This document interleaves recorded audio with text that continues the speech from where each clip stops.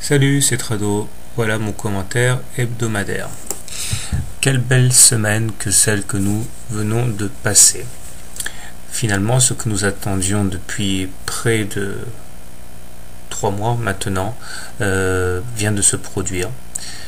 Nous avons cassé le grand triangle de consolidation bleu qui maintenant laisse la porte ouverte vers un premier objectif vers 1005 et puis par report de la base du triangle un autre objectif sur l'oblique supérieur du canal aux alentours de 1030. Il est à signaler que si nous réussissons à casser l'horizontale à 1006, nous pourrions espérer valider une figure en épaule, tête, épaule qui propulserait le gold bien au-delà des 1100, 1200. C'est tellement beau et tellement limpide que ça ne se produira pas sans doute sans accroc. Il est clair que tous les traders du monde ont ce schéma sous les yeux, y compris ceux qui ne veulent pas que du bien.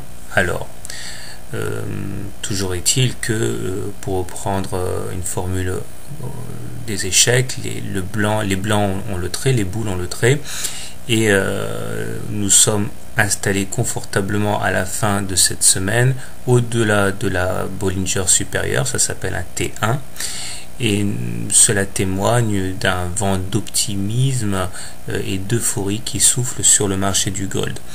90 à 95% des clôtures se font à l'intérieur des Bollinger, 5% se font à l'extérieur des Bollinger. C'est le cas cette semaine et cela montre les très bonnes dispositions des acheteurs. En même temps, le stock et le MACD sont au-dessus de leur signal et le momentum pointe clairement vers le nord. On se demande bien ce qui pourrait arrêter le gold. On a une vague idée quand même. Toujours est-il que si on ne se réfère qu'au graphe et rien qu'au graphe, l'horizon est dégagé et nous devrions privilégier la semaine prochaine évidemment les trades longs.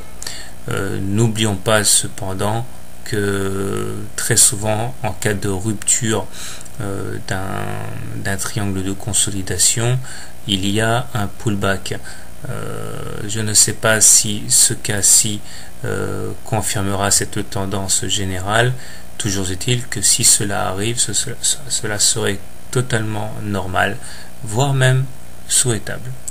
Très bien, bonne semaine, bon trade et bon week-end.